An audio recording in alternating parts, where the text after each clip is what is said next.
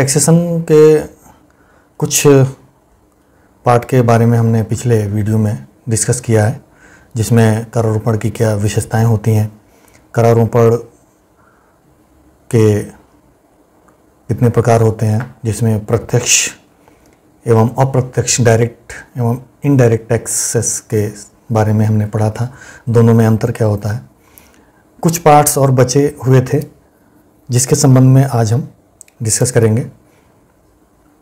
जैसे टैक्सेशन के नियम क्या हैं, जो एडम स्मिथ ने बताए थे और फिर वेस्टबिल ने बताए थे। उसके बाद और भी अर्थशास्त्री आए, दो चार, उसमें और कैनन ऑफ टैक्सेशन जोड़ा, तो उसको हम पढ़ेंगे। उसके बाद इसके उद्देश्य क्या हैं, इसके प्रभाव क्या हैं, इफेक्ट ऑफ टैक्सेशन क्या है, प्रिंसिपल ऑफ टैक्सेशन क्या है, तो इन सब चीज़ों के बारे में आज हम डिस्कस करेंगे। करारोपण एक बहुत ही इम्पोर्टेंट फंक्शन है गवर्नमेंट का, और गवर्नमेंट अपने व्यय को पूरा करने के लिए टैक्स लगाती है लोगों के ऊपर। टैक्स कई प्रकार के होते हैं और अनेक मदों पे बहु प्रणाली टैक्सेशन का प्रयोग किया जाता है, जिसमें लोगों के कई तरह के इनकम को टैक्स के अंतर्गत लाया जा सके। क्योंकि गवर्नमेंट के ऊपर बहुत ही बड़ा एक जिम्मेदारी होता है लोक कल्याण का, समाज के लाभ को अधिकतम करने का। तो गवर्नमेंट उन जिम्मेदारियों को पूरा करने के लिए फंड की व्यवस्था करती है। इसको ऐसे समझ सकते हैं आसानी के लिए कि जैसे कोई एक फैमिली है, तो जैसे फैमिली चलाने के लिए हमें पैसे की ज़रूरत पड़ती है, वित्त की ज़रूरत पड़ती है, क्योंकि फैमिली में अनेक आवश्यकताएं होती हैं। फैमिली के लिए कपड़ा चाहिए, रोटी चाहिए, फीस चाहिए, दवाई के लिए पैसे चाहिए, शिक्षा के लिए पैसे चाहिए। तो ये तमाम जो आवश्यकताएं होती हैं, जो फैमिली के विकास के लिए, फैमिली के कल्याण के लिए, वेलफेयर के लिए, ये सारे काम करने ज़रूरी होते हैं। तो फैमिली में कोई मुखिया होता है, हेड होता है, वो तमाम इनकम के सोर्सेज बनाता है, बिजनेस कराता है या नौकरी करता है या अन्य कोई और भी काम करता है जिससे इनकम के सोर्स बने। क्योंकि इन आवश्यकताओं की पूर्ति तभी हो पाएगी जब इनकम के सोर्स बनेंगे। तो वो तमाम काम करता है और फिर वहाँ से इनकम कलेक्ट करता है और उस इनकम से फिर अपने फैमिली के आवश्यकताओं पर व्यय करता है, जिससे कि फैमिली की जो वेलफेयर है वो अधिकतम हो सके, उनकी आवश्यकताएं पूरी की जा सकें। इस फैमिली के कॉन्सेप्ट को ही हम पूरे देश के ऊपर लागू कर सकते हैं और देश के बारे में भी जस्ट इस फैमिली के एग्जाम्पल को सेट करके समझ सकते हैं। तो उसी प्रकार देश, फैमिली में 10-20 लोग, 50 लोग जॉइंट फैमिली है तो मैक्सिमम रहते हैं, और एक देश में करोड़ों लोग रहते हैं, लेकिन बेसिक नियम वही लागू होता है। देश में भी तमाम आवश्यकताएं होती हैं पब्लिक गुड्स की, सार्वजनिक वस्तुओं की, सड़क है, बिजली है, स्वास्थ्य की व्यवस्था करनी है, शिक्षा की व्यवस्था करनी है। तो इन सारी व्यवस्थाओं को करने के लिए फंड की ज़रूरत होती है, पैसे की ज़रूरत होती है, धनराशि की ज़रूरत होती है। तो गवर्नमेंट उस धनराशि फंड को टैक्स के माध्यम से इकट्ठा करती है, तमाम तरीके का टैक्स लगाती है, फीस भी कुछ कुछ जगहों पे इकट्ठा करती है, फीस के माध्यम से कलेक्ट करती है। जैसे स्वास्थ्य केंद्र में एक नॉमिनल फीस रहता है, थोड़ा बहुत फीस लिया जाता है जिससे कि गवर्नमेंट का फंड हो। शिक्षा में स्कूल कॉलेज खुलते हैं तो उसमें भी थोड़ा सा फीस लेती है।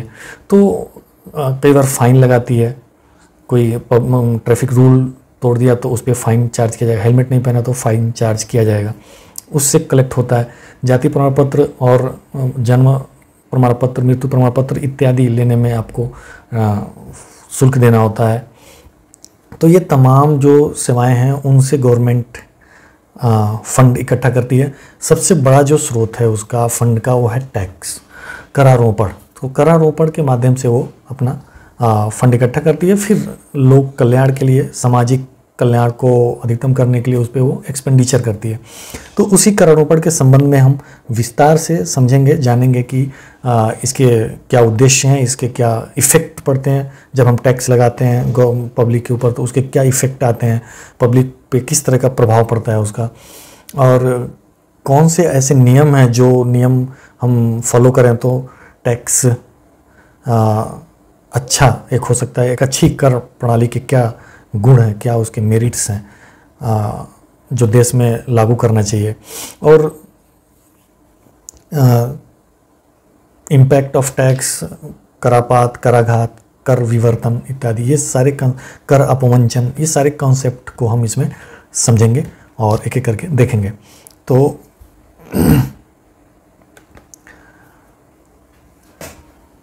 स्टार्ट करते हैं और इसको समझते हैं। टैक्सेशन, करारोपण। करारोपण के बारे में अभी हमने डिस्कस किया, करारोपण क्या होता है और करारोपण करना क्यों जरूरी है गवर्नमेंट के लिए, उस संबंध में अभी हमने बात करी। अब हम बात करेंगे कि हम इस टॉपिक में क्या क्या कवर करने वाले हैं। तो इसमें हम कवर करने वाले हैं तो करारोपण के नियम, कैनन्स ऑफ टैक्सेशन, करारोपण के उद्देश्य क्या हैं, करारोपण के प्रभाव, इफेक्ट्स ऑफ टैक्सेशन, अच्छी कर प्रणाली के गुण क्या होते हैं, किस तरह की कर प्रणाली, कर सिस्टम, टैक्स सिस्टम किस तरह का होना चाहिए, कराघात, करापात, impact and incidence of tax क्या होता है, कर विवर्तन, शिफ्टिंग ऑफ टैक्सेशन क्या होता है, कर अपवंचन, टैक्स इवेजन क्या होता है, करारोपण के सिद्धांत, प्रिंसिपल्स ऑफ टैक्सेशन, ये तमाम चीज़ों पे हम आज डिस्कस करेंगे। तो स्टार्ट करते हैं। करारोपण के नियम, कैनन ऑफ टैक्सेशन। करारोपण क्या होता है, टैक्स क्या होता है, ये सारे हम पिछले वीडियो में डिस्कस कर चुके हैं। इसमें हम सिर्फ ये देखेंगे कि टैक्सेशन के नियम क्या हैं, वो कौन से नियम हैं जिनको हमें किसी भी गवर्नमेंट को फॉलो करना चाहिए किसी भी टैक्स को लगाने से पहले। तो वो नियम यहाँ पे दिया गया है। एडम स्मिथ ने कुछ नियमों के बारे में बात की। एडम स्मिथ ने 4 नियमों की व्याख्या की और बहुत ही इंपॉर्टेंट है, इस नियम को याद रखना बहुत ज़रूरी है। ये 4 नियम बहुत ही इंपॉर्टेंट, और इस 4 नियमों को किसी भी अर्थशास्त्रियों ने आलोचना नहीं की या इसको रिजेक्ट नहीं किया। सभी ने माना कि हाँ ये नियम होना चाहिए और इसको सभी लोगों के द्वारा मान्यता प्राप्त हुई। तो इसको हम बड़े ध्यान से देखेंगे। पहला है जैसे समता का नियम, कैनन ऑफ इक्विटी, समता का नियम। एडम स्मिथ ने कहा कि टैक्सेशन जब किया जाए, देश में टैक्स लगाया जाए, तो उसमें समता का नियम का बहुत ही ध्यान रखना जरूरी है। समता का नियम का मतलब कि सभी लोगों से एक समान व्यवहार करें, सभी लोगों के ऊपर जो टैक्स लगाया जाए वो एक समान रूप से लगाया जाए। एक समान रूप से मतलब ये नहीं था कि यदि टैक्स लगाया जाए तो गरीब भी 100 रुपया दे और अमीर भी 100 रुपया दे। उनका समान, समता का नियम का मतलब ये था, कैनन ऑफ इक्विटी का मतलब ये था कि जो भी व्यक्तियों पे टैक्स लगाया जाए वो व्यक्तियों के टैक्स देने के इनकम के आधार पे लगाया जाए। जितना उनका इनकम हो, जिस हिसाब से उनके पास पैसे हों, उनकी सामर्थ्य हो, उसके हिसाब से टैक्स लगाया जाए ताकि समता का नियम का पालन हो सके। सभी लोगों पे एक समान रूप से व्यवहार किया जाए ताकि किसी को कष्ट ना हो, किसी को तकलीफ ना हो। तो इसलिए उन्होंने समता के नियम की बात की। निश्चितता का नियम, फिर उन्होंने कहा कि निश्चितता का नियम होना जरूरी है, कैनन ऑफ सर्टेनिटी। निश्चितता का नियम का उनका मतलब ये था कि उन्होंने कहा कि टैक्स निश्चित होना चाहिए कि हमें इतना टैक्स देना है। यहाँ तक निश्चित होना चाहिए कि अगले साल आने वाले महीनों में हमें कितना टैक्स देना है। ऐसा ना हो कि जब हमें इनकम प्राप्त हो जाए तब हमें पता चले कि टैक्स हमें इतना देना था और तब तक पैसा खर्च हो गया, करदाता का पैसा खर्च हो गया, फिर वो टैक्स के लिए इधर उधर पैसे उधार मांग के तब टैक्स देना पड़ रहा है उसे। तो निश्चित हो टैक्स की कितना देना है, कितने इनकम वाले को कितना टैक्स देना है, कितना उसका इनकम है और उस हिसाब से उसको कितना टैक्स उसके ऊपर पड़ता है ताकि वो आराम से जाकर के टैक्स जमा कर सके। तो ये सारी चीज़ें निश्चित होना चाहिए। कर की दर निश्चित होना चाहिए, किस रेट से उसे टैक्स देना है, उसके किस इनकम पे कितना टैक्स बनता है, ये सारी चीज़ें निश्चित होना चाहिए कर अधिकारियों के द्वारा जो टैक्स इम्पोज करते हैं। और ये चीज़ है भी निश्चित है, लोगों को पता रहती है। गवर्नमेंट यहाँ तक कि अगले वर्ष में किस हिसाब से टैक्स आपको देना है वो सारी चीज़ें पहले ही गवर्नमेंट अपने बजट में बता देती है। हाँ, एक चीज़ है कि निश्चितता का जहाँ तक इसमें सवाल है, अभी उतना निश्चित नहीं होता है। कई बार हम देखते हैं टैक्स भरना है हमें और हमें पता ही नहीं होता है टैक्स पेयर को कि उसे कितना टैक्स देना है, किस तरीके का उसे छूट मिल रहा है। आज यदि पूछ दिया जाए किसी सैलरी पर्सन को तो उसे बहुत सारे लोगों को, मुझे भी कई चीज़ों का नहीं पता रहता है कि क्या टैक्स माइनस करना है या क्या टैक्स बनता है, क्या चीज़ों का हम छूट का लाभ उठा सकते हैं या किस चीज़ों को हमें और जोड़ना था अपने इनकम में तब टैक्स देना था। तो ये सारी चीज़ें निश्चित होनी चाहिए और उसका जो फॉर्म है वो बहुत ही सिंपल बनाना चाहिए। बहुत ही कॉम्प्लेक्स बनाया जाता है। हम लोग जब टैक्स देते हैं या टैक्स फॉर्म भरते हैं तो उस समय हमें समझ में आता है कि इतना उसमें जटिलताएं हैं, कई चीज़ें हमें पता ही नहीं रहती हैं कि क्या टैक्स का किस तरीके का हम लाभ उठा सकते हैं। तो ये चीज़ें हमें पता नहीं रहती हैं। दूसरा ये रहता है कि कई बार अनेक लोगों को सीए रखना पड़ता है, चार्टर्ड अकाउंटेंट रखना पड़ता है अपने टैक्स का कैलकुलेशन करने के लिए और उसको जोड़ने घटाने के लिए। तो इस तरीके का टैक्स नहीं होना चाहिए। टैक्स बिल्कुल फिक्स्ड होना चाहिए और बहुत ही सिंपल फॉर्म में होना चाहिए। कोई भी आम आदमी जिसको टैक्स देना है वो आराम से उसको कैलकुलेट करके और जमा कर सके, उसे कहीं किसी के पास जाने की जरूरत नहीं पड़नी चाहिए। इस तरह का टैक्स होना चाहिए। तो उसकी बात यहाँ पे एडम स्मिथ ने की है। नेक्स्ट था सुविधा का नियम, कैनन ऑफ कन्वीनियंस। सुविधाजनक होना चाहिए टैक्स भरना, जैसा कि मैंने बताया कि फॉर्म पे टैक्स कैलकुलेट करना कि आपको कितना इनकम मिला कहाँ से और फिर आपको क्या क्या उसमें छूट मिल सकता है और फिर आपको किस दर से टैक्स देना है। इनकम कम है तो कितना टैक्स देना है, इनकम बहुत ज़्यादा है तो टैक्स कितना देना है। तो ये सब पहले से क्लियर होना चाहिए। दूसरा ये कि सुविधा का नियम ये है कि टैक्स जमा करने का सुविधा होना चाहिए। आदमी जब इनकम व्यक्ति को मिले उसके इनकम मिलने के समय ही उसका टैक्स ले लिया जाए उसके इनकम से, ताकि उसको बाद में ये ना पता चले कि उसने जो टैक्स देना था वो इनकम से देना था और इनकम उसने खर्च कर दिया। तो इस तरीके से टैक्स हो कि लोगों को सुविधा देना कि असुविधा दे। तो टैक्स लेना जरूरी है किसी भी गवर्नमेंट के लिए। टैक्स अत्यंत जरूरी है। आज नहीं, प्राचीन काल से टैक्स लिया जा रहा है क्योंकि गवर्नमेंट खर्चे करती है, तमाम तरीके के मदद करती है लोगों के आपातकाल में, लोगों के दुख के समय में। बहुत कहीं भूकंप आ गया, बाढ़ आ गया तो लोगों के घर बह जाते हैं, लोगों के घर ख़त्म हो जाते हैं। तो इस तरह के समय में गवर्नमेंट ही होती है जो उनको बिना लाभ की आशा के उनको कई बार ट्रेन दुर्घटना हो जाती है तो गवर्नमेंट उनको फिर सहायता पहुंचाती है, मेडिकल फैसिलिटीज़ पहुंचाती है। तो गवर्नमेंट के पास खर्चे होते हैं, बट उसको कलेक्ट करने का ऐसा प्रोविज़न बनाना चाहिए कि जो बिल्कुल सुविधापूर्ण हो और किसी भी व्यक्ति को टैक्स देने में कोई परेशानी नहीं हो, आराम से टैक्स हो पेमेंट कर सके। तो इससे टैक्स चोरी भी कम होगी। मित व्ययिता का नियम, चौथा नियम उन्होंने बनाया, मित व्ययिता का नियम, canon of economy. Canon of economy का मतलब यह था कि टैक्स वसूलने में ऐसा ना हो कि बहुत ज़्यादा खर्चा हो जाए। पता चला कि टैक्स वसूलने में हम दुनिया भर का तामझाम रख रहे हैं, पुलिस इंस्पेक्टर और तमाम कर्मचारी रख रहे हैं, इतने सारे कर्मचारी रख रहे हैं, फिर उनको हम सैलरी दे रहे हैं, फिर उस सैलरी की भरपाई के लिए फिर हमें टैक्स लगाना पड़ रहा है। तो इस बात का गवर्नमेंट को ध्यान रखना चाहिए कि टैक्स वसूलना कम खर्चे में हो, उसके लिए कोई ज़्यादा मशीनरी बहुत ज़्यादा सिस्टम डेवलप ना करे जिससे कि उसको कम खर्चे में टैक्स की वसूली हो जाए। तो ये ज़रूरी होता है कि टैक्स वसूली करने में या टैक्स कलेक्ट करने में गवर्नमेंट को कम से कम खर्चा हो। ये चार बहुत ही इंपॉर्टेंट कैनन्स थे, नियम थे करारोपण के। इसके अतिरिक्त वेस्टविल ने 2 और सिद्धांतों की बात की। इसको तो माना ही एक्सेप्ट ही किया, बट 2 और सिद्धांतों का उन्होंने ऐड किया इसी में कि ये दो और इसमें ध्यान रखने वाली बात है।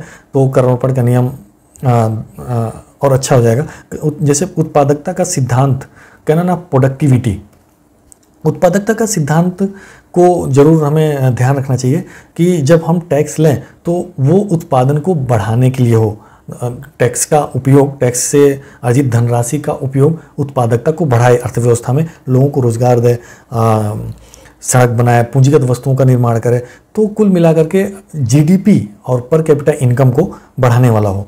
लोच का सिद्धांत ये कहता है, कैनन ऑफ इलास्टिसिटी, ये कहता है कि टैक्स में लोचशीलता होनी चाहिए। यदि गवर्नमेंट को लगता है कि टैक्स की और ज़रूरत है तो वो उसी को थोड़ा बहुत और बढ़ा के, कुछ और परसेंटेज बढ़ा के और लोगों से वसूल कर ले। यदि टैक्स की ज़रूरत कम है तो उसको घटा दे, टैक्स के रेट को घटा दे और लोगों को राहत मिल जाए। तो उसमें लोचशीलता हो, घटाने बढ़ाने का नियम हो। हालांकि टैक्स लिया जाता है तो ऐसा गवर्नमेंट ध्यान रखती है, वो हर साल नया टैक्स रेट लगाती है और उसको फिर छूट की जो सीमाएं हैं उसको भी चेंज करती है। तो इस चीज़ की ये अच्छी बात है कि तमाम इसमें से जो नियम है वो टैक्सेशन करते समय गवर्नमेंट हमारे यहाँ उसका ख्याल रख रही है। तो ये वेस्टविल ने 2 और इन 2 केनन्स की बात की। उसके बाद कुछ अन्य सिद्धांत भी इसमें जोड़े गए। अनेक अर्थशास्त्रियों ने, विभिन्न अर्थशास्त्रियों ने इसमें कुछ अन्य सिद्धांत भी जोड़े, उसको भी देख लेते हैं। वो 6 तो सबसे इंपॉर्टेंट है, वो याद रखना, और उससे भी इंपॉर्टेंट वो 4 हैं जो एडम स्मिथ ने दिए थे, वो हमें जरूर याद रखना है। इसके अतिरिक्त अर्थशास्त्रियों ने और भी बहुत सारे नियमों की चर्चा की, जैसे कैनन ऑफ डाइवर्सिटी, विविधता का नियम। विविधता का नियम का मतलब यह है कि एक ही तरह का कर ना लगाया जाए। ऐसा नहीं केवल इनकम टैक्स लगा दिए तो जिनको इनकम मिल रहा है, सैलरी मिल रहा है, केवल उन पर टैक्स लगेगा, ऐसा नहीं हो। टैक्स हो बहु कर प्रणाली के रूप में, ताकि लोगों के पास अनेक तरह के इनकम आते हैं। कोई नौकरी करता है, उससे इनकम आता है, कोई खेती करता है जिसके पास बहुत ज़्यादा प्रॉपर्टी है, भूमि है, किसी के पास सोना बहुत ज़्यादा है, किसी के पास बहुत ज़्यादा गाड़ियाँ, ट्रक और ये सब दुनिया भर के प्रॉपर्टी बना रखा है, घर और ये है, तो उस पर टैक्स होना चाहिए, वेल्थ टैक्स जिसको कहते हैं। कोई बिजनेस कर रहा है, व्यापार कर रहा है, तो उस पर भी टैक्स होना चाहिए। तो जितने तरह के आर्थिक एक्टिविटी हैं, लोगों के आय के जरिया हैं, उतने तरह के टैक्स भी हों, ताकि सबसे थोड़ा थोड़ा, न कि केवल एक खास समूह से हम बहुत ज़्यादा टैक्स लगाकर उससे वसूल कर लें।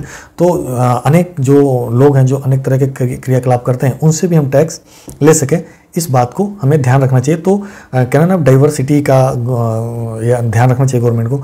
पर्याप्तता का सिद्धांत, कैनन ऑफ एडक्वेसी। पर्याप्तता का सिद्धांत का मतलब यह है कि टैक्स पर्याप्त रूप में लगाया जाना चाहिए, और इसका खासकर डाल्टन ने अप्रिशिएट किया कि पर्याप्त रूप में टैक्स लगाना चाहिए, ताकि गवर्नमेंट के पास पर्याप्त धनराशि आए, जिससे कि वो व्यय कर सके लोगों के कल्याण पे, हेल्थ पे, हॉस्पिटल्स बनाए, एजुकेशन हब बनाए, रोड्स बनाए, स्ट्रीट लाइट्स हो, और डिफेंस की सुरक्षा की पुख्ता इंतजाम हो। सरलता का सिद्धांत ये कहता है कि टैक्स बहुत ही सरल हो।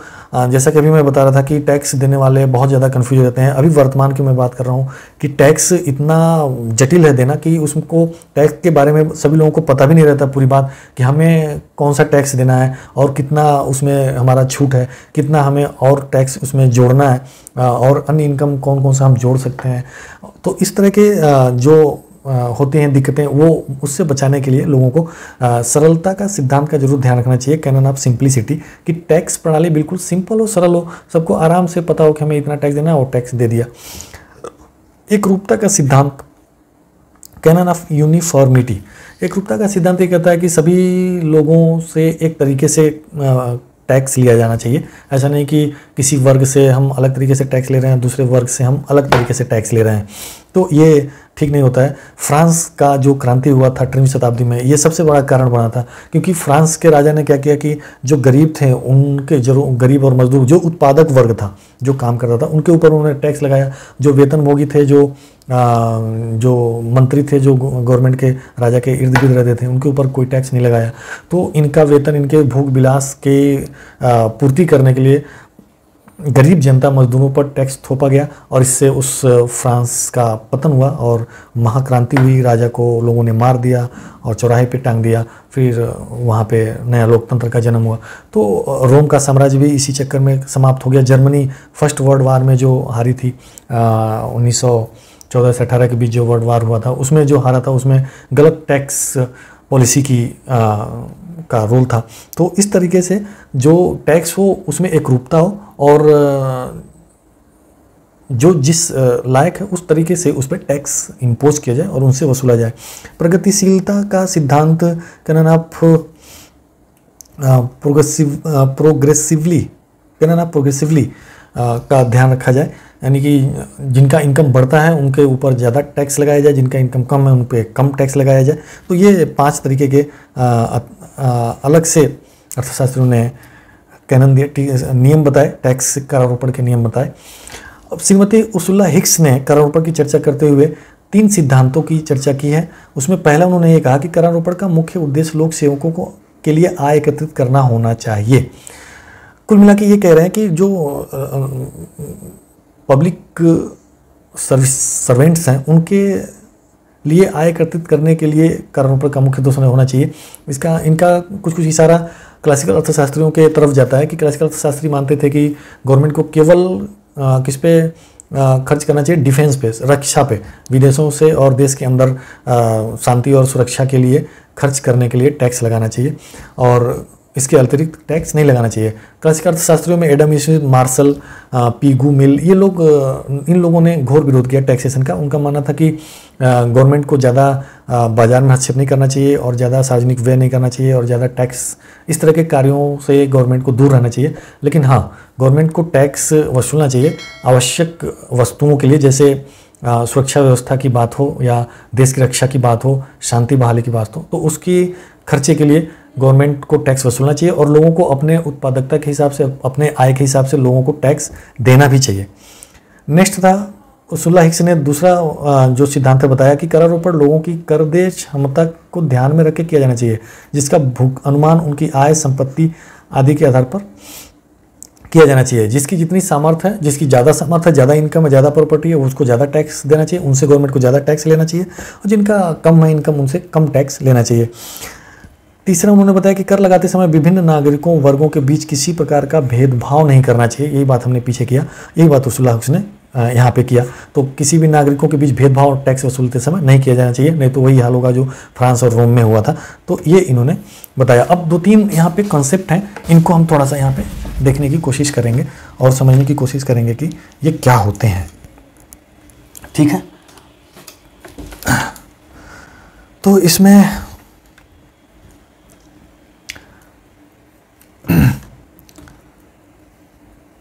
कराघात व करापात, ये 3 कॉन्सेप्ट हैं, इसको ध्यान से समझना होगा टैक्सेशन समझते समय, और इसको यदि समझ लिए तो काफ़ी आसान हो जाएगा करारोपण समझना। तो इसमें सबसे पहला जो है कराघात, इम्पैक्ट ऑफ टैक्स, एक ये है, इसको कराघात कहते हैं, और इंसिडेंस ऑफ टैक्स, इसको करापात कहते हैं। 2 शब्दों का इस्तेमाल इसलिए करना पड़ा क्योंकि गवर्नमेंट जब टैक्स लगाती है तो तत्काल रूप से जिसके ऊपर पड़ता है टैक्स वो कराघात कहलाता है, और असल में जो टैक्स का इम्पैक्ट जाता है, असल में जो भुगतान करता है वो करापात कहलाता है। एक उदाहरण लेते हैं, उससे ज़्यादा समझ में आ जाएगा। जैसे मोबाइल की कंपनी है और इस पर गवर्नमेंट ने टैक्स लगाया, गवर्नमेंट ने उत्पादन पे टैक्स लगा दिया, मोबाइल पर उसने टैक्स लगा दिया, एक मुश्त लमसम टैक्स लगा दिया, और इससे उसने अमाउंट ले लिया, कुछ अमाउंट ले लिया टैक्स। अब इसके मालिक के पास, इसके उत्पादक के पास 2 ऑप्शन है। एक तो ये है कि ये उस टैक्स को झेल ले जो कि वो नहीं झेलेगा, दूसरा ये है कि उस टैक्स को मोबाइल के प्राइस में जोड़ दे, मोबाइल के प्राइस में जोड़ दे, और तो जो टैक्स लगा था वो टैक्स कंज्यूमर पे चला जाएगा, कंज्यूमर बियर करेगा, प्राइस देगा, उससे टैक्स सारा वो वसूल कर लेगा उत्पादक।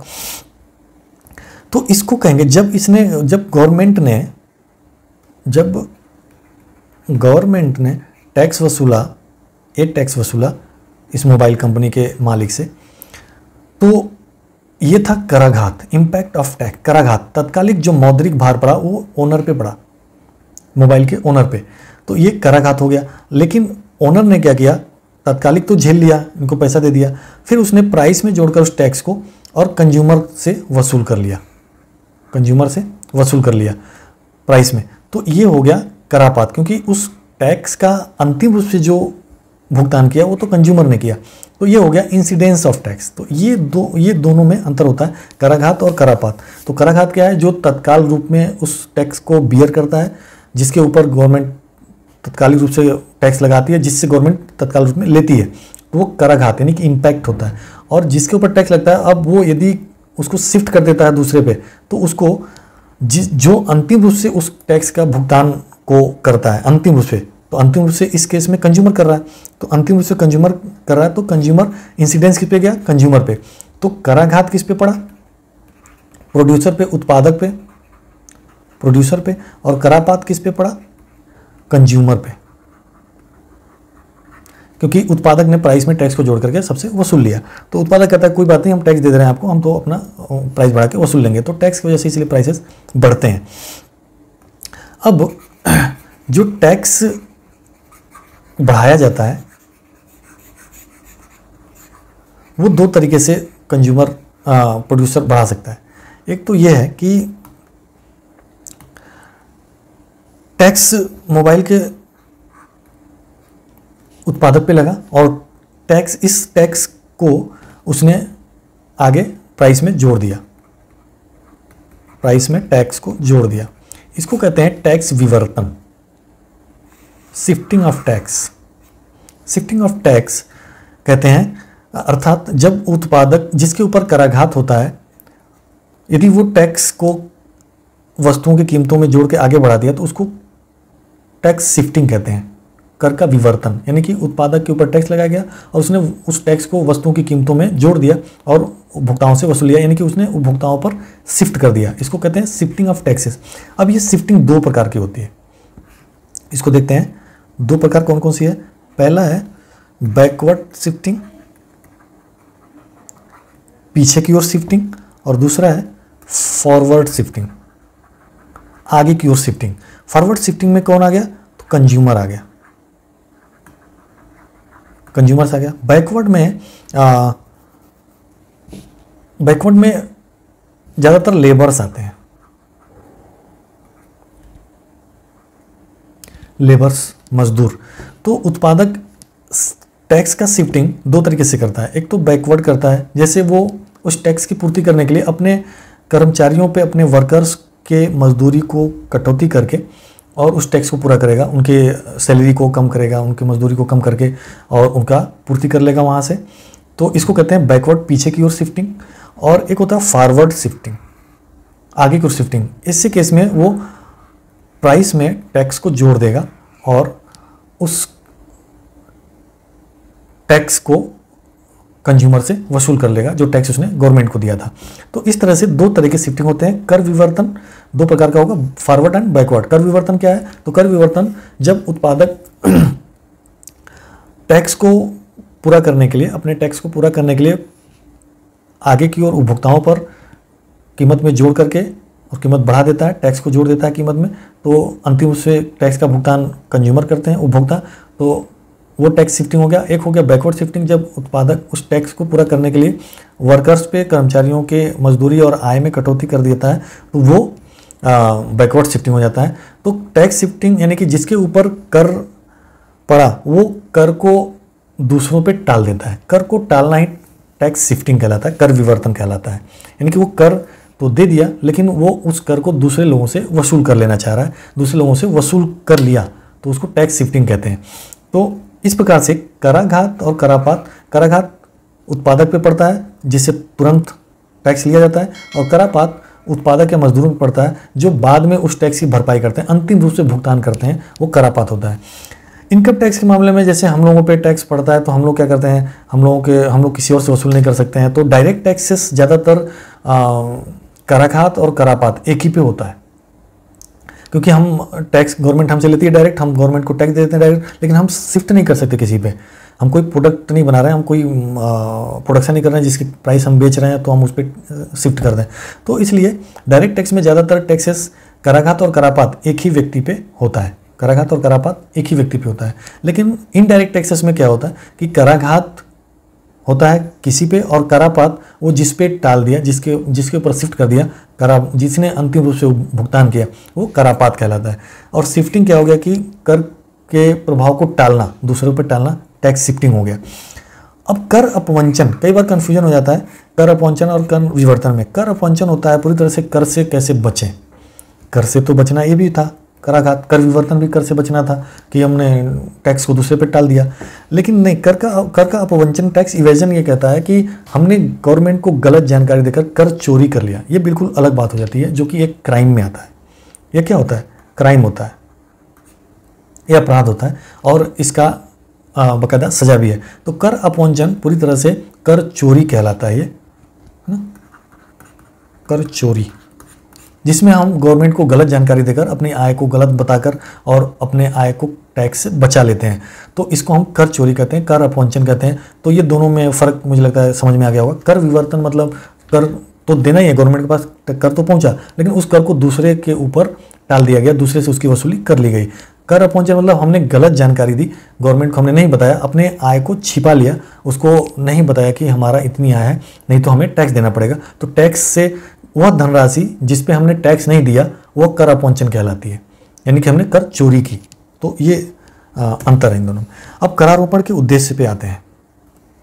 करारोपण के कुछ उद्देश्य होते हैं। करारोपण किया क्यों जाता है, गवर्नमेंट करारोपण क्यों करती है, उसको हम देखते हैं। ऑब्जेक्टिव्स ऑफ टैक्सेशन, पहला तो यह है कि आय प्राप्त करना, अर्निंग इनकम, क्योंकि गवर्नमेंट के पास तमाम खर्चे होते हैं, जैसा कि हमने बताया कि उसे सड़क बनाना है, बिजली बनाना है, लोगों को सुरक्षा देना है, शांति व्यवस्था बनाए रखना है, लोगों को सहायता देना है। तमाम आपदाएं आती हैं, भूकंप आता है, बाढ़ आता है, लोगों के एक्सीडेंट होते हैं तो लोगों को मेडिकल फैसिलिटी देना है। तो ये तमाम तरह के कार्य होते हैं जिसको करने के लिए ज़रूरी होता है कि फंड हो, और उस फंड जब होगा तभी हम उसका उपयोग कर पाएंगे। एडम स्मिथ और कार्यकाल शास्त्रियों ने इसका बहुत ही निंदा किया कि गवर्नमेंट को कोई कार्य नहीं करना चाहिए, केवल शांति व्यवस्था और सुरक्षा के लिए काम करना चाहिए और उसी पे ध्यान देना चाहिए। गवर्नमेंट को इससे ज़्यादा कोई काम नहीं करना चाहिए। लेकिन चूँकि वर्तमान में लोक कल्याणकारी कार्य गवर्नमेंट के द्वारा बहुत तेज़ी से बढ़ रहे हैं और गवर्नमेंट बाजार की क्रियाओं में, अर्थव्यवस्था की क्रियाओं में बहुत ज़्यादा हस्तक्षेप कर रही है, तो इसलिए ज़रूरी है कि गवर्नमेंट भी उसके लिए आय का व्यवस्था करे। नेक्स्ट है नियमन तथा नियंत्रण करना, रेगुलेटिंग तथा कंट्रोलिंग, अर्थव्यवस्था को रेगुलेट करना और कंट्रोल करना। गवर्नमेंट की सबसे बड़ी जरूरत होती है अर्थव्यवस्था को कैसे रेगुलेट करें, क्योंकि यदि अर्थव्यवस्था में कुछ इवन कोई छोटी वस्तु की दाम बहुत ज़्यादा हाई हो गए तो इसके लिए सब लोग गवर्नमेंट की तरफ देखते हैं। कोई अर्थव्यवस्था बहुत बेरोजगारी हो गई तो इसके लिए लोग गवर्नमेंट के ऊपर देखते हैं। तो इसके लिए सारी जो भी अर्थव्यवस्था से, या अब तो सारी जिम्मेदारी गवर्नमेंट की ही रहती है, खासकर लोकतांत्रिक देशों में, कि कुछ भी गड़बड़ हो रहा है तो गवर्नमेंट कहाँ है, गवर्नमेंट क्यों नहीं कुछ कर रही है। तो इसकी जिम्मेदारी हो जाती है कि कहीं कोई ऐसा तो नहीं कि सामानों का गोदाम में रख के और जमाखोरी कर रहा है ताकि सप्लाई रोक दी जाए, उसकी प्राइस को बढ़ने दिया जाए, तो इसको भी उसे नियंत्रित करना है। कहीं कोई अफवाह फैला करके और चीज़ों के दाम को गिराए और बढ़ा तो नहीं रहा है, तो ये सारी चीज़ें कंट्रोल करना गवर्नमेंट की जिम्मेदारी होती है।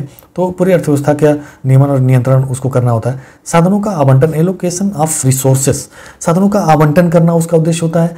करारोपण वो ऐसी ऐसी वस्तुओं पे करता है जिसमें कि गवर्नमेंट लोगों को ऐसी वस्तुओं का उत्पादन होता है, मान लीजिए जिससे लोगों को तकलीफ़ें होती हैं या समाज में बुरा उसका प्रभाव है, जैसे शराब हो गया, सिगरेट हो गया, अफीम गांजा हो गया, और भी बहुत सारे ऐसे नुकसानदायक वस्तुएं। या गवर्नमेंट को लगता है कि अभी तो हमें रोटी, कपड़ा और मकान का उत्पादन करना है और लोग यहाँ सब लोग यहाँ पे ज्वेलरी बनाने में लगे हैं या मोबाइल बनाने में लगे हैं, तो गवर्नमेंट उन पे ऐसा टैक्स लगाएगी कि उन वस्तुओं को कोई खरीदार ही ना मिले, फिर ये लोग किन वस्तुओं को बनाएं, फिर रोटी और कृषि कार्य को करें और कपड़ा बनाएं। तो इस तरह से गवर्नमेंट साधनों को एलोकेट करती है, री एलोकेट करती है, साधनों को एक उत्पादन से दूसरे उत्पादन की ओर मोड़ सकती है। आर्थिक विकास करना भी गवर्नमेंट का ही जिम्मेदारी है। आर्थिक विकास का मतलब हमारे देश में लोगों की क्या स्थिति है, सभी क्षेत्रों का समान रूप से विकास हो रहा है कि नहीं हो रहा है, और सभी लोगों का शिक्षा, साक्षरता दर बढ़ रही कि नहीं बढ़ रही है, सभी लोग स्वस्थ हैं कि नहीं है, उनकी आयु दीर्घायु हो रही कि नहीं हो रही है। तो इस तरह के भी भूखमरी तो नहीं है देश में, तो इस तरह के विकास कार्य भी गवर्नमेंट के जिम्मे होते हैं। तो इसके लिए उसे टैक्स लगाना ही पड़ता है, क्योंकि बिना वित्त व्यवस्था के कोई भी काम नहीं होता है, हमें ये जानकारी है ही। कीमत वृद्धि पर नियंत्रण, जैसा कि मैंने बताया कि कोई किसी वस्तु की प्राइस बहुत राइज कर रहा है तो उसको कैसे नियंत्रित किया जाए, ये गवर्नमेंट को करना होता है। और इसके लिए वो फिर मुद्रास्फीति यदि बढ़ रही है तो इसका मतलब लोगों की क्रय शक्ति बढ़ रही है, लोगों के पास इनकम ज़्यादा हो रहा है, तो टैक्स लगाएगी ताकि लोगों की क्रय शक्ति को खींच लिया जाए, लीकेज किया जाए ताकि प्राइस डाउन आए। पूंजी का निर्माण करना भी एक बहुत इंपॉर्टेंट काम होता है गवर्नमेंट का, ताकि जैसे सड़क बनाना और पूंजीगत वस्तुएं बनाना, जिससे कि उत्पादन कैपेसिटी अर्थव्यवस्था की बढ़ सके। तो ये सारे उद्देश्य होते हैं टैक्सेशन के, और बहुत ही इंपॉर्टेंट ये सातों उद्देश्य हैं। इसको एक एक को समझ लेने से हमें कभी नहीं भूलेगा टैक्सेशन के ऑब्जेक्टिव्स। करारोपण के प्रभाव, इफेक्ट्स ऑफ टैक्सेशन एक इम्पॉर्टेंट कंपोनेंट है टैक्सेशन का, उसको हमें यहाँ पे समझना होगा। जैसे इसका जो प्रभाव है वो क्या क्या पड़ता है। डाल्टन ने इसके प्रभाव के बारे में काफ़ी विस्तार से चर्चा किया, प्रोफेसर डाल्टन ने, और उन्होंने कहा कि निश्चित रूप से करारोपण के प्रभाव पड़ते हैं और करारोपण कम से कम लगाया जाना चाहिए। और उन्होंने प्रभाव के बारे में चर्चा करते हुए कहा कि उत्पादन पर इसका डायरेक्ट प्रभाव पड़ता है, क्योंकि जब हम टैक्स लगाते हैं तो लोगों की आय कम होती है, लोगों की आय पे प्रभाव पड़ता है, और उनको फिर वो कम खर्चा करते हैं, और कम खर्चा करने के कारण उनके उपभोग करने की क्षमता कम होती है और वो उनका कार्य करने की क्षमता कम होती है। तो इस तरह से उत्पादन प्रभावित होता है। और यदि गवर्नमेंट उत्पादन पर ही टैक्स लगाती है, उत्पादक के ऊपर टैक्स लगाती है, तो उत्पादक भी हतोत्साहित होता है टैक्स लगाने से और वो कम उत्पादन करने को मजबूर होता है। इसके अंतर्गत उत्पादन पर प्रभाव कैसे कैसे पड़ता है, ये दो बहुत ही इंपॉर्टेंट इसमें कंपोनेंट दिए गए हैं। पहला तो है बचत कार्य तथा निवेश करने की इच्छा पर प्रभाव। इच्छा कैसे प्रभावित होती है, तो इच्छा इस तरह से प्रभावित होती है कि जब व्यक्ति के ऊपर टैक्स लगाया जाएगा तो व्यक्ति का बचत कम होगा। बचत कम होगा तो कार्य करने की इच्छा कम होगी, क्योंकि बचत इसलिए कम होगा कि उसकी आय कम हो गई, टैक्स ले लिया गवर्नमेंट ने तो बचत कम हो गया। कार्य करने की इच्छा इसलिए प्रभावित होगी क्योंकि उसे लगता है कि जब हम ज़्यादा काम करेंगे तो हमें जो इनकम मिलेगा उसमें से तो गवर्नमेंट ही ले लेने वाली है, क्योंकि प्रगतिशील कर व्यवस्था के अंतर्गत ज़्यादा हिस्सा गवर्नमेंट के पास चला जाएगा। तो कर टैक्स से बचने के लिए वो सोचेगा कि हम काम कम करें, उसको कार्य करने की इच्छा प्रभावित होती है।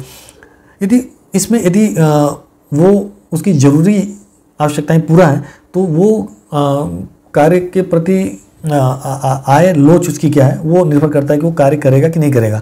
यदि उसकी आय लोच ज़्यादा है, आय प्रभाव ज़्यादा है, तो टैक्स लगने के बावजूद भी वो काम करेगा।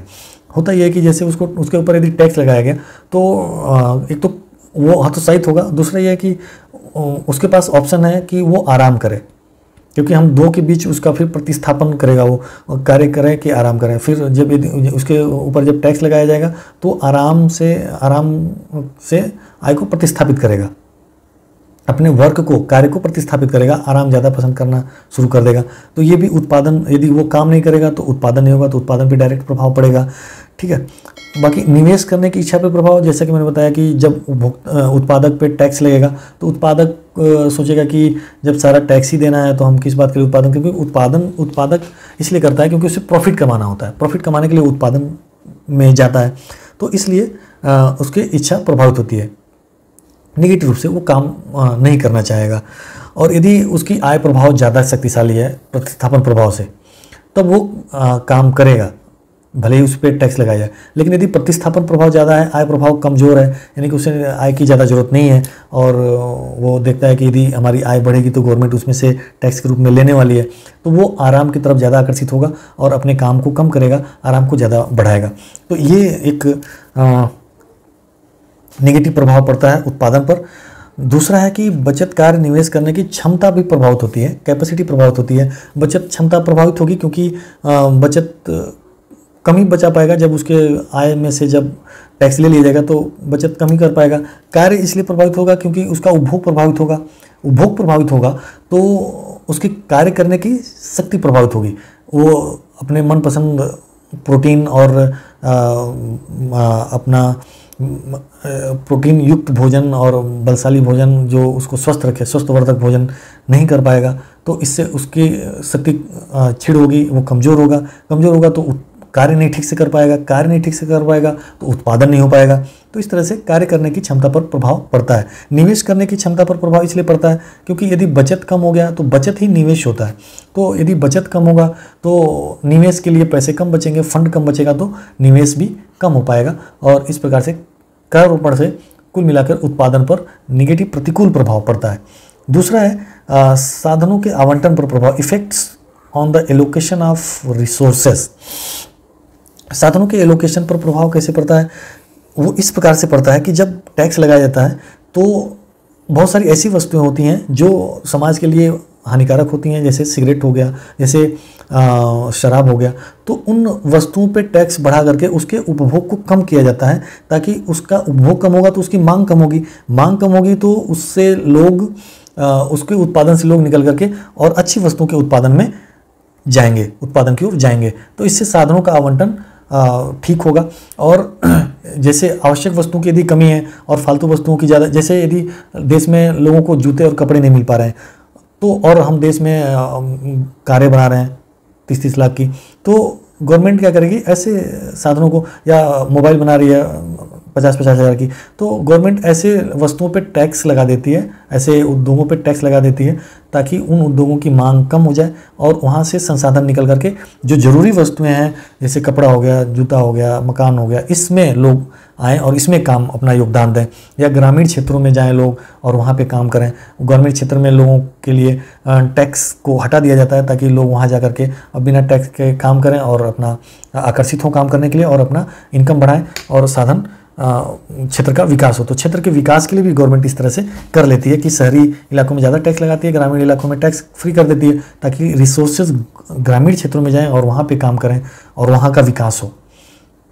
आय के वितरण पर प्रभाव, effects of taxation on income distribution.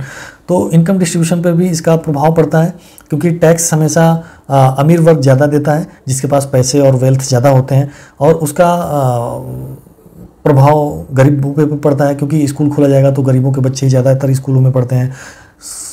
Hospitals खोले जाते हैं तो उसमें गरीब लोग ज़्यादा अपना इलाज कराते हैं। तो इस तरह से अब गरीबों का जब इलाज होगा तो गरीब यदि अच्छा काम करेगा, उसका कोई अपना धंधा और कोई बिजनेस करेगा तो उसकी इनकम बढ़ेंगे, तो वो भी आमदनी अच्छा करने लगेगा। तो आय का जो गैप है वो गैप कम होगा। या गरीब का बच्चा सरकारी स्कूल में पढ़ के और मेहनत करके अच्छा पोस्ट पे पहुंच जाता है तो उसकी आमदनी अच्छी हो जाएगी, तो वो भी क्या हुआ, इनकम के गैप को कम किया। तो आय के वितरण पर ये जरूर प्रभाव पड़ता है। आय के वितरण का मतलब आय की असमानता को, समाज में जो आय की असमानता है उसको कम करने में मदद करता है। आय तथा रोजगार पर प्रभाव पड़ता है। आय तथा रोजगार पर प्रभाव इस प्रकार से पड़ता है कि गवर्नमेंट जब टैक्स लेती है तो उसको व्यय करती है। जब व्यय करती है तो इससे प्रोडक्टिव कार्यों पे व्यय करती है, सड़क बनाती है, बिजली बनाती है, हॉस्पिटल बनाती है, हॉस्पिटल में डॉक्टर्स रखती है, कर्मचारी रखती है, उनको रोजगार देती है, उनका इनकम बढ़ता है। तो इस प्रकार से गवर्नमेंट टैक्सेशन करके और अर्थव्यवस्था में विकास कार्य करती है और आय तथा रोजगार को बढ़ाती है। लोगों को रोजगार मिलता है, उनका आमदनी बढ़ता है। और ये कुछ प्रभाव थे जो टैक्सेशन के हमने यहाँ पे चर्चा किया। एक अच्छी कर प्रणाली के गुण क्या क्या होते हैं, merits of a good tax system. तो क्या क्या गुण होने चाहिए एक अच्छी कर प्रणाली में। तो पहला गुण तो ये होना चाहिए कि करारोपण के सिद्धांतों को पूरा करें। जो हमने शुरू में सिद्धांत प्रस्तुत किए, तमाम तरीके के सिद्धांत थे, नियम थे, canon of equity, canon of certainty, canon of convenience, canon of uniformity. तो इस तरह के कैनन ऑफ प्रोडक्टिविटी, है ना, canon of simplicity, canon of और तमाम तरीके के जो कैनन हमने स्टार्टिंग में चर्चा किया, उनको पूरा करें, उन सिद्धांतों को पूरा करें तो उससे हम अच्छा टैक्स कहेंगे, अच्छी टैक्स सिस्टम कहेंगे। अधिकतम समाज कल्याण का सुनिश्चित करना, ज़्यादा से ज़्यादा सामाजिक कल्याण सुनिश्चित करें, यानी कि ऐसा टैक्स सिस्टम हो जो लोगों का कम से कम त्याग करवाए, सेक्रीफाइसेस कम से कम कराए, त्याग न्यूनतम करें,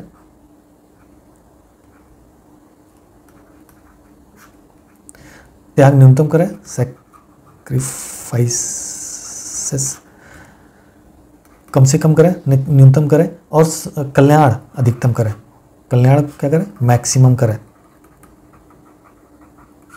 कल्याण मैक्सिमम करें। तो ये एक अच्छी कर प्रणाली के गुण हैं। जब टैक्स लगाया जाए तो उस टैक्स को से एकत्रित धनराशि को हम अच्छे कार्यों पे, प्रोडक्टिव कार्यों पे खर्च करें, जिससे कि लोगों को फ़ायदा हो, लोगों का कल्याण बढ़े, उनका भला हो। नेक्स्ट, न्यूनतम त्याग की प्राप्ति में सहायक हो। इसी बात की हमने चर्चा की, त्याग न्यूनतम हो, अर्थात हम लोगों से टैक्स कम से कम लेने का कोशिश करें और उससे अधिक से अधिक लोगों का कल्याण करने की कोशिश करें। समता कहते हैं, इसके लिए सबसे अच्छा उन्होंने कहा था, जब हम पिछले अधिकतम सामाजिक कल्याण का सिद्धांत पढ़ रहे थे तो उसमें हमने कहा कि मार्जिनल सेक्रीफाइसेस बराबर होना चाहिए मार्जिनल यूटिलिटी के, यानी कि टैक्स से, जो टैक्स देने से लोगों को कष्ट होता है और जो टैक्स से प्राप्त पैसे को खर्च करने से उनको जो लाभ होता है, सीमांत लाभ, वो बराबर होना चाहिए सीमांत त्याग के।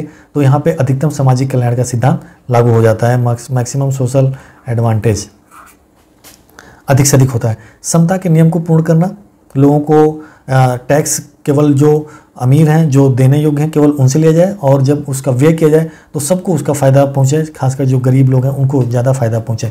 परिवर्तनशीलता का गुण होना चाहिए, टैक्स में कभी भी परिवर्तित किया जा सके, उनको कम और ज़्यादा किया जा सके, आवश्यकता के हिसाब से उसको घटाया या बढ़ाया जा सके। ऐसा हमें टैक्स सिस्टम बनाना चाहिए ताकि लोगों को ज़्यादा से ज़्यादा सुविधा दे और लोगों को कम से कम कष्ट दे, कम से कम उनको त्याग करना पड़े टैक्स के कारण, कम से कम उनका हित प्रभावित हो।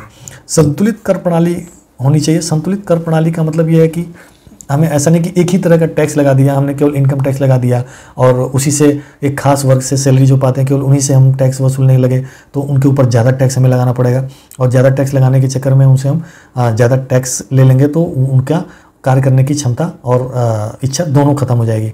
तो हमें ऐसा टैक्स करना चाहिए कि डायरेक्ट और इनडायरेक्ट दोनों टैक्स का संतुलित इस्तेमाल करना चाहिए। वस्तुओं पे, सेवाओं पे भी टैक्स लगाना चाहिए और सैलरी पे भी डायरेक्ट टैक्स भी लगाना चाहिए। अब टैक्स वस्तुओं सेवाओं पे इसलिए लगाना चाहिए, एक बात की जाती है क्षैतिज और हॉरिजॉन्टल, क्षैतिज और लंबवत, लंबीवील, वर्टिकल। क्षैतिज मतलब जो एक धरातल पे समान रूप से है तो उनसे एक समान टैक्स लगाना चाहिए। जैसे मुझे मोबाइल खरीदना है तो मोबाइल मुझे भी उतना ही पैसा देना पड़ेगा, एक अमीर बहुत ज़्यादा जाएगा वो भी उतने पैसे मोबाइल लेकर आएगा, क्योंकि मोबाइल का उपभोग हम करना चाहते हैं तो हम एक समान ग्राउंड पे हैं। अमीर भी मोबाइल का उपयोग करना चाह रहा है, मैं भी मोबाइल का उपयोग करना चाह रहा हूँ, तो एक समान ग्राउंड पे हैं और उससे हम एक समान टैक्स पे करेंगे उसका। लेकिन यदि हम हॉस्पिटल में इलाज कराना चाहते हैं और या सड़क पे चलते हैं तो उस हिसाब से जो सार्वजनिक वस्तुएं हैं उसमें अमीर को ज़्यादा टैक्स देना चाहिए, क्योंकि वर्टिकल हमें मेजर करना चाहिए कि किसकी ज़्यादा आमदनी है किसका कम आमदनी है, उस हिसाब से टैक्स देना चाहिए और दोनों जबकि समान रूप से उसका उपयोग करेंगे। जैसे सड़क बनेगा तो दोनों समान, अमीर और गरीब दोनों उस पर चलेंगे, लेकिन जो अमीर है उसको कर देने की क्षमता ज़्यादा है तो वो ज़्यादा कर देना चाहिए उसे। आर्थिक समृद्धि में सहायक होना चाहिए टैक्स को। टैक्स ऐसा ना हो कि टैक्स लेकर और कोई विजय माल्या टाइप का आया और बैंक में था टैक्स का पैसा लोगों का और वो बैंक से उधार लेकर के चला गया यहाँ से, तो इससे क्या हुआ, वो उस देश का समृद्धि नहीं बढ़ा, इससे किसी एक व्यक्ति की समृद्धि बढ़ी और वो सारा पैसा लेकर के दूसरे देशों में अब रह रहा है और वहाँ खर्च कर रहा है और वहाँ का फ़ायदा कर रहा है। तो इस तरह का गवर्नमेंट को देखना चाहिए कि जो टैक्स के पैसा आ रहा है वो सही जगह खर्च हो, विकास कार्यों में खर्च हो जो सबके हित में आए। ऐसा नहीं किसी औद्योगिक घराने का लोन माफ़ कर दें या किसी खास लोगों के लोन माफ़ कर दें और उनको टैक्स का लाभ पहुंच जाए और जो गरीब हैं उनको उसका फ़ायदा ना पहुंचे। तो टैक्स का इसीलिए उपयोग हमेशा देश के हित में और विकास कार्य में खर्च करना चाहिए, जैसे सड़क बनाना, बिजली बनाना, उद्योग, रोजगार देना लोगों को, स्वास्थ्य केंद्र बनाना, हॉस्पिटल बनाना, शिक्षा के केंद्र, इंजीनियर डॉक्टर्स के लिए शैक्षणिक संस्थान खोलना, तो इस तरह के कार्यों में खर्च करना चाहिए। करारोपण के सिद्धांत, कुछ यहाँ करारोपण के सिद्धांत है, प्रिंसिपल्स ऑफ टैक्सेशंस यहाँ पे दिए गए कुछ अर्थशास्त्रियों द्वारा, इसको हम एक एक करके देखेंगे। टैक्सेशन का जो सबसे पहला थियरी है, प्रिंसिपल्स हैं, एक वो कैनन था जो स्टार्ट में हमने पढ़ाई किया, वो कैनन ऑफ टैक्सेशन था, नियम थे वो सिद्धांत नहीं थे, प्रिंसिपल नहीं थे। ये कुछ प्रिंसिपल्स की बात की गई यहाँ पे, तो उसको हम एक एक करके यहाँ पे देखेंगे। पहला है वित्तीय सिद्धांत, फाइनेंशियल, ये बहुत ही प्राचीन अर्थशास्त्रियों द्वारा दिया गया सिद्धांत था, प्राचीन अर्थशास्त्रियों द्वारा दिया गया सिद्धांत था फाइनेंशियल थ्योरी। इनका ये कहना था कि टैक्स वसूलना चाहिए, राज्य को टैक्स लेना चाहिए और खूब ज़्यादा मात्रा में टैक्स लेना चाहिए, अधिक से अधिक टैक्स वसूलना चाहिए और इससे गवर्नमेंट को काम करने में आसानी होगी, गवर्नमेंट इससे ज़्यादा से ज़्यादा लोगों का भला कर पाएगा। तो इन्होंने यही बात करी कि लोगों से ज़्यादा लोगों से टैक्स लेना चाहिए और टैक्स ज़्यादा से ज़्यादा वसूलना चाहिए। हालांकि इन्होंने ये नहीं बताया कि कितना टैक्स वसूलना चाहिए और उस टैक्स का क्या करना है, टैक्स का किस पे खर्च करना है, तो इस तरह का कोई ज़्यादा इस सिद्धांत में नहीं बात की गई, इसलिए यह सिद्धांत बहुत नहीं चला, इस सिद्धांत को रिजेक्ट कर दिया गया। इसके बाद सेवा लागत का सिद्धांत आया। सेवा लागत का सिद्धांत ये बताता है कि जो भी गवर्नमेंट सेवाएं देती हैं, डाक है, डाक व्यवस्था है, रेल व्यवस्था है या जो रोड की व्यवस्था है, इस तरह की जो सर्विसेज दे रही है, तो जितना उसमें लागत आ रहा है उस लागत के आधार पे टैक्स को लगाना चाहिए। तो टैक्स को लागत के आधार पर लगाएंगे तो किस तरह से लगाएंगे, किससे कितना टैक्स लेंगे, इसकी भी बात इसमें नहीं की गई, तो इसलिए इसका भी घोर आलोचना किया गया। डाल्टन ने इसका बहुत ज़्यादा आलोचना किया। तो सेवा लागत सिद्धांत भी उतना नहीं चला। मुख्य सिद्धांत जो फेमस हुए वो हुए लाभ के सिद्धांत, ये दोनों सिद्धांत उतने फेमस नहीं हुए, और कर देश क्षमता सिद्धांत, ये दो सिद्धांत बहुत ज़्यादा पॉपुलर हुए। लाभ का सिद्धांत, थियरी ऑफ बेनिफिट्स, इसको लेंडल ने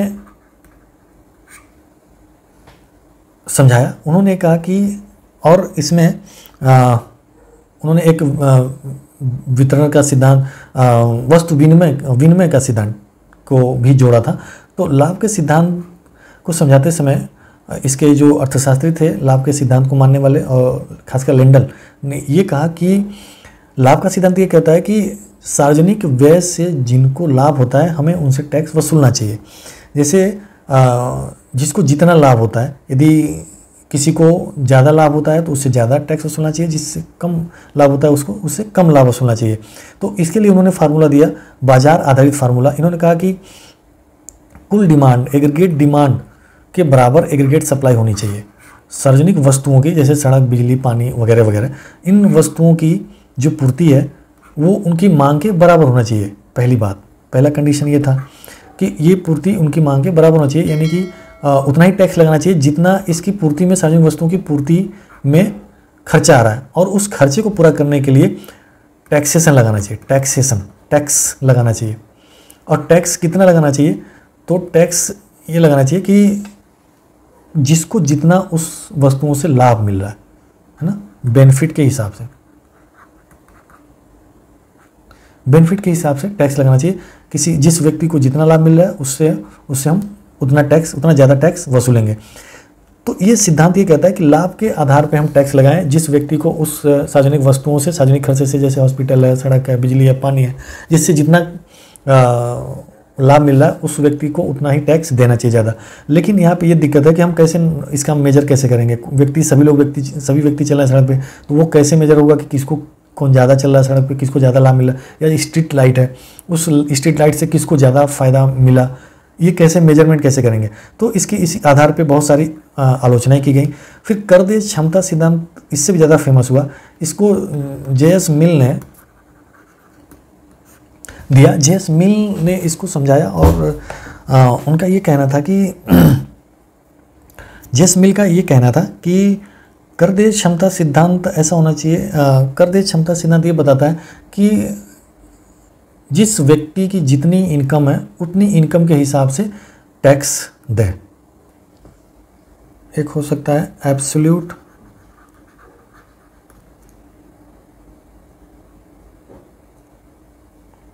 टैक्सेबल कैपेसिटी, और दूसरा relative taxable capacity. Absolute taxable capacity यानी कि निरपेक्ष कर दे क्षमता, ये बताता है कि किसी व्यक्ति की जितना आय हो उसके हिसाब से उसको टैक्स देना चाहिए, और टैक्स प्रगतिशील होना चाहिए। यदि किसी व्यक्ति की आय ज़्यादा है वो उस हिसाब से ज़्यादा टैक्स दे, जिस व्यक्ति की आय कम है वो कम टैक्स दे। तो ये सिद्धांत न्यायोचित था और सबको सही लगा। लेकिन ये इसका आधार क्या हो, किस आधार पे हम लगाएं? तो जो निरपेक्ष आयकर देश क्षमता के मानने वाले लोग थे उन्होंने ये कहा, खासकर उसमें फिंडले सिराज बहुत ही इम्पोर्टेंट उसमें उन्होंने अपना बताया कि जीवन निर्वाह से ऊपर जो आय है, उत्पादन है, वो कर दे क्षमता में शामिल किया जाए। कर दे क्षमता अर्थात जिसका जीवन निर्वाह से अधिक जो भी आय मिल रहा है वो कर दे क्षमता में हो और उसको उतना टैक्स देना चाहिए। एक फ्रेजर अर्थशास्त्री थे, उन्होंने बहुत ही गजब की बात की, और पता नहीं कैसे वो इस तरह की बात कर पाए। उन्होंने कहा कि लोगों को इतना टैक्स देना चाहिए कि बैंक से लोन लेना पड़ जाए, बैंक से लोन लेना पड़ जाए, इतना टैक्स देना चाहिए कि उनको बैंक से लोन लेना पड़े टैक्स देने के लिए। तो हालांकि ये बहुत ही नेगेटिव बात थी और ये वाहियात बात थी, इसको मानने की जरूरत नहीं थी। निरपेक्ष टैक्सेबल कैपेसिटी में, निरपेक्ष आयकर देश क्षमता में ये मुख्य रूप से बताया गया कि जीवन निर्वाह से अधिक जो आय मिल रहा है उसको हम टैक्सेबल मानेंगे, और उस पर हम जितना ही ज़्यादा होता जाएगा उतना ही टैक्स हम उनसे ज़्यादा लेते जाएंगे। ज़्यादा जो जीवन स्तर से ज़्यादा, जिनका जितना ही ज़्यादा आमदनी है उनसे उतना ही ज़्यादा टैक्स लिया जाए। नेक्स्ट है रिलेटिव टैक्सेबल कैपेसिटी। रिलेटिव मतलब होता है कि सापेक्ष कर देश क्षमता, यानी कि दूसरे की तुलना, जब हम दो देश के बीच तुलना करें या दो व्यक्तियों के बीच तुलना करें तो रिलेटिव में जो ज़्यादा अमीर है उनसे ज़्यादा टैक्स लें, जो गरीब है उनसे हम कम टैक्स लें। तो ये थोड़ा सा न्याय वाली बात थी, न्यायोचित बात थी, सापेक्ष कर दे क्षमता। तो इसलिए इसमें ये ध्यान रखा गया। आर.एन. भार्गव एक अर्थशास्त्री थे आर्यन भार्गव।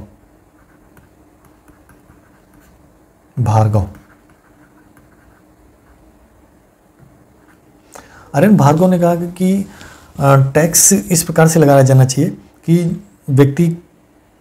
व्यक्तियों की सीमांत त्याग बराबर हो, व्यक्तियों के सीमांत त्याग बराबर हो और वह बराबर हो सीमांत लाभ के, जो मैंने ऊपर बात करी कि उनको उतना ही टैक्स देना चाहिए जितना कि उनके सीमांत लाभ के बराबर हो और सीमांत त्याग सीमांत लाभ के बराबर हो। तो ये करदेय क्षमता सिद्धांत के बारे में बताया गया। करदेय क्षमता सिद्धांत प्रभावित होता है कुछ चीज़ों से और करदेय क्षमता सिद्धांत अनेक चीज़ों से प्रभावित होता है।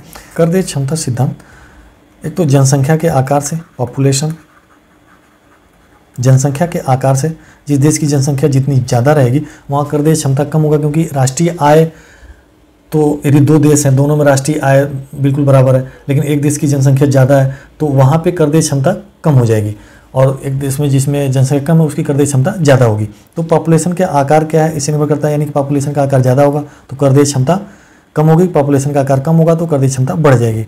नेक्स्ट है जीडीपी या राष्ट्रीय आय, नेशनल इनकम। जितना ज़्यादा होगा देश का उतना ही ज़्यादा करदेय क्षमता होगी, जितना कम होगा उतना ही कम करदेय क्षमता होगी।